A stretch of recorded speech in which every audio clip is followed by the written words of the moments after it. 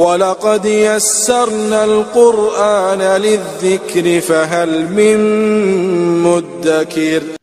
آج انشاءاللہ تعالی ہم سورۃ المائدہ کی آیت نمبر 104 اور 105 پڑھتے ہیں اور اس کو سمجھنے کی کوشش کرتے ہیں۔ اعوذ باللہ من الشیطان الرجیم، بسم اللہ الرحمن الرحیم۔ وَإِذَا قِيلَ لَهُمْ تَعَالَوْا إِلَى مَا أَنزَلَ اللَّهُ وَإِلَى الرَّسُولِ قَالُوا حَسْبُنَا مَا وَجَدْنَا عَلَيْهِ آبَاءَنَا أَوَلَوْ كَانَ آبَاؤُهُمْ لَا يَعْلَمُونَ شَيْئًا وَلَا يَهْتَدُونَ۔ وَإِذَا اور جب قِیلَ کہا جاتا ہے لَهُمْ ان سے، وَإِذَا قِیلَ لَهُمْ مشرکوں سے جب کہا جاتا ہے کہ اللہ عز و جل اور اس کے رسول صلی اللہ تعالی علیہ وسلم کی پیروی کرو، تو وہ کہتے ہیں کہ ہمارے لیے ہمارے باپ دادا کا دین کافی ہے۔ اس پر فرمایا کہ باپ دادا کی اتباع تب درست ہوتی جب وہ علم رکھتے اور سیدھی راہ پر ہوتے۔ تعالو تم آؤ، الی ما اس بات کی طرف جو انزل اللہ نے نازل کی، وَإِلَى الرَّسُولِ اور رسول کی طرف۔ مخلوق میں سے ہر چیز پر اللہ تعالی جل شانہ کی اطاعت اس لحاظ سے فرض عین ہے کہ وہ خالق و مالک ہے، آقا و رب ہے اور الہ ہے، لہذا تمام مخلوق خصوصاً انسان پر لازم ہے کہ وہ اس کا شکریہ ادا کرے اور اس کی اطاعت بجا لائے اور اس کے احکام سے سرتابی نہ کرے۔ اسی طرح رسول کی اطاعت اس کی رسالت کی وجہ سے ہر انسان پر فرض ہے۔ خود قرآن نے فرمایا مَن یُطِعِ الرَّسُولَ فَقَدْ أَطَاعَ اللَّهَ، جس شخص نے رسول کی اطاعت کی اس نے گویا خدا تعالیٰ کی اطاعت کی۔ رسول کے لفظ میں یہ ساری حقیقت پوشیدہ ہے کہ رسول کی اطاعت مرسل کی اطاعت کی مانند ہے۔ رسول کی اطاعت بھی اسی طرح فرض ہے جس طرح اللہ کی اطاعت، کیونکہ رسول کی تشریح کے بغیر احکام الہی کا سمجھنا اور ان پر عمل کرنا مشکل ہے، اور رسول کی اطاعت کے لیے رسول کی حدیث پر عمل کرنا ضروری ہے، اور جو کوئی حدیث کا انکار کرتا ہے وہ دماغی فطور میں مبتلا ہے۔ ایسا شخص منکر حدیث ہی نہیں، منکر قرآن بھی ہے۔ پرویزی، چکڑالوی وغیرہ ان کا انکار حدیث سے مقصد یہ ہے کہ حضور نبی کریم صلی اللہ تعالی علیہ وسلم، آپ کے صحابہ اور ائمہ دین کے بیان کردہ تشریح کو قرآن سے الگ کر دیا جائے اور اس کی جگہ اپنی منمانی توضیح کو، تشریح کو رائج کر دیا جائے۔ شاہ ولی اللہ رحمۃ اللہ فرماتے ہیں کہ ایک ادنا سے ادنا مسلمان بھی یہ تصور رکھتا ہے کہ خدا تعالیٰ کی ایک ذات ہے، اس کا وجود ہے، اس کی صفات ہیں، اس لیے ہر مسلمان جب سبحان اللہ کہتا ہے تو اس کا مطلب یہ ہوتا ہے کہ اللہ کی ذات تمام عیوب و نقائص سے پاک ہے۔ بہرحال یہ حدیث کے انکار کی وجہ ہے کہ ذات خداوندی کا تصور بھی مٹانے کی کوشش ہو رہی ہے۔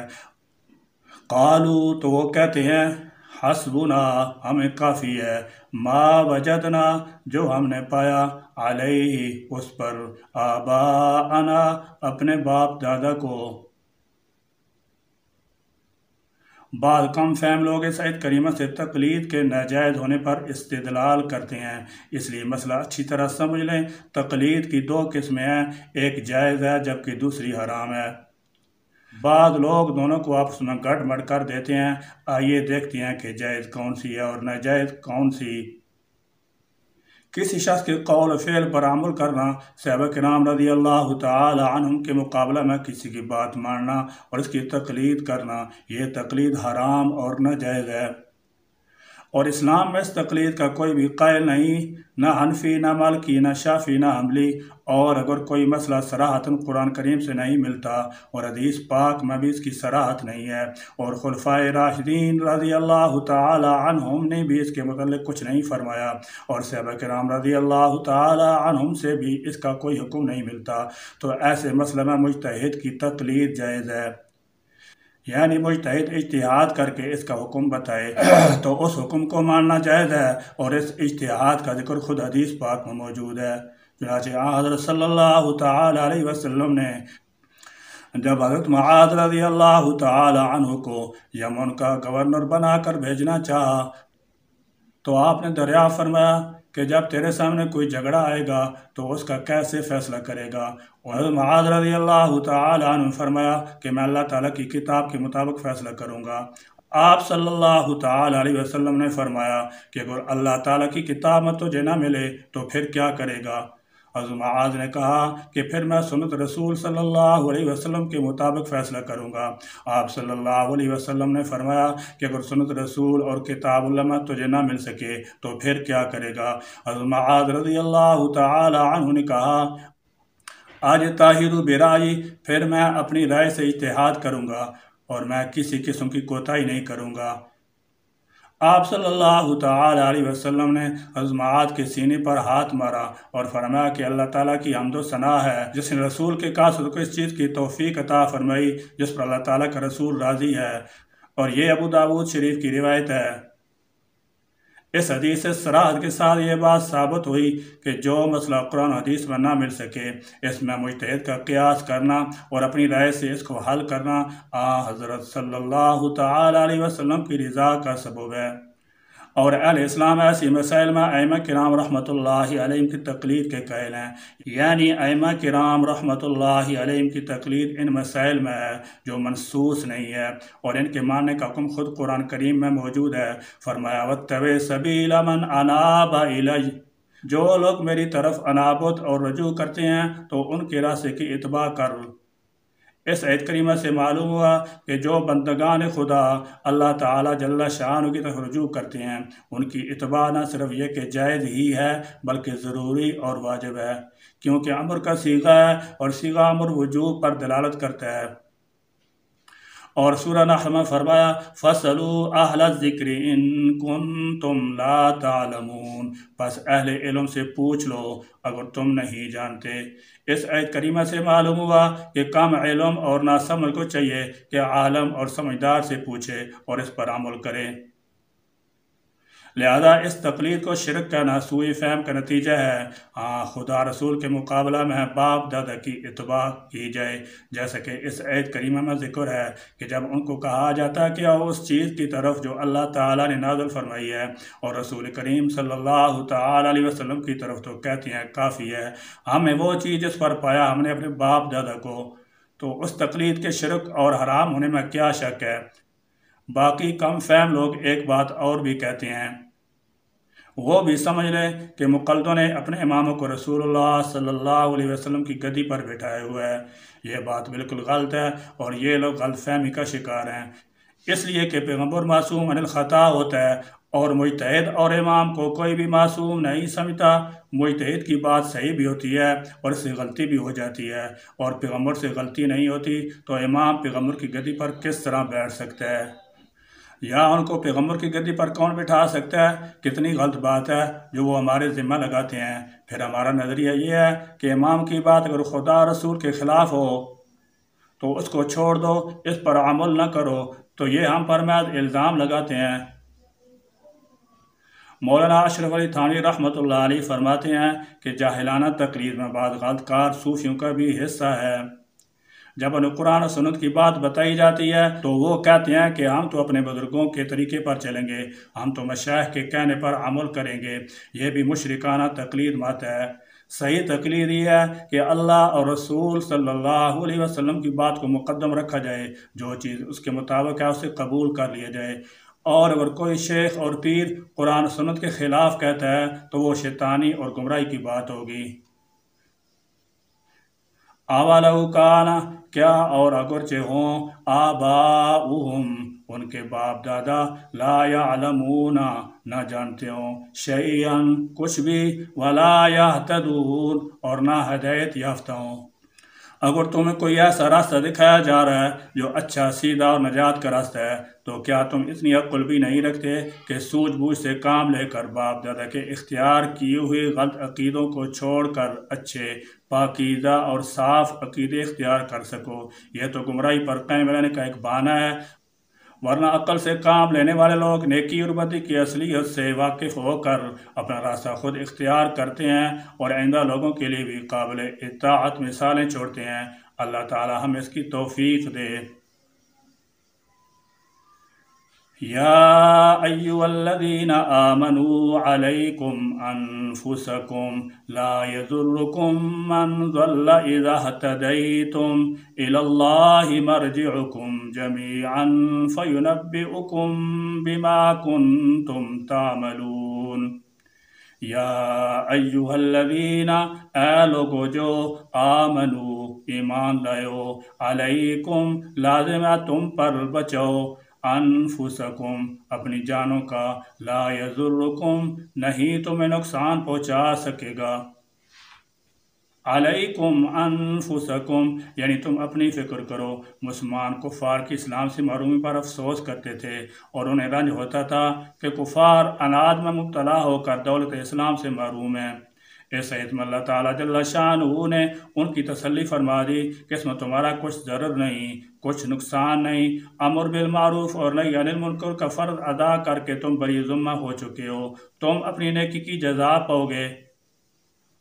حضرت عبداللہ بن مبارک رحمۃ اللہ علیہ نے فرمایا، اس آیت میں امر بالمعروف اور نہی عن المنکر کے وجوب کی بہت تاکید کی ہے، کیونکہ اپنی فکر رکھنے کے معنی یہ ہے کہ ایک دوسرے کی خبرگیری کرے، نیکیوں کی رغبت دلائے اور بدیوں سے روکے۔ من ضل جو کوئی گمراہ ہو، اذا جب کہ اہتدیتم تم خود ہدایت پر ہو۔ اس آیت کا خطاب رسول اللہ صلی اللہ علیہ وسلم اور آپ کے رفقا سے ہے جو مشرکین عرب پر دین پہنچانے کا حق ادا کر چکے تھے اور ان پر حجت پوری ہو چکی تھی، لیکن مسلمان ان کے ایمان نہ لانے کی وجہ سے رنجیدہ ہوتے تھے اور غالباً انہیں یہ خوف رہتا تھا کہ کہیں اللہ کے یہاں ان کا شمارہ سے لوگوں میں نہ ہو جائے جنہوں نے دعوت کا حق ادا کرنے میں کوتاہی کی ہے۔ چنانچہ ان سے فرمایا کہ آپ کے مخاطبین کا گمراہی پر جمے رہنا آپ کے لیے نقصان دہ نہیں ہے، البتہ جب تک انسان دعوت کا حق ادا نہ کر دے وہ اس سلسلے میں اپنی کوتاہی پر جواب دہ ہوگا۔ چنانچہ رسول اللہ صلی اللہ تعالی علیہ وسلم نے ارشاد فرمایا کہ جب لوگ ظالم کو ظلم کرتے ہوئے دیکھیں گے، اس کا ہاتھ نہیں پکڑیں گے تو قریب ہے کہ اللہ تعالیٰ کا عذاب ان کو بھی پکڑ لے۔ الی اللہ اللہ ہی کی طرف، مرجعکم تمہیں لوٹ کر جانا ہے، جمیعاً سب کو، فینبئکم پھر وہ تمہیں خبر دے گا، بما اس کی جو کنتم تعملون تم کیا کرتے تھے۔ بعض لوگوں کے ذہن میں ظاہری الفاظ سے یہ شبہ پیدا ہوا کہ اپنی اصلاح اگر کر لی جائے تو کافی ہے، امر بالمعروف اور نہی عن المنکر ضروری نہیں ہے، لیکن یہ مطلب صحیح نہیں ہے، کیونکہ امر بالمعروف کا فریضہ بھی نہایت اہم ہے۔ اگر ایک مسلمان یہ فریضہ ہی ترک کر دے گا تو اس کا تارک ہدایت پر قائم رہنے والا کب رہے گا؟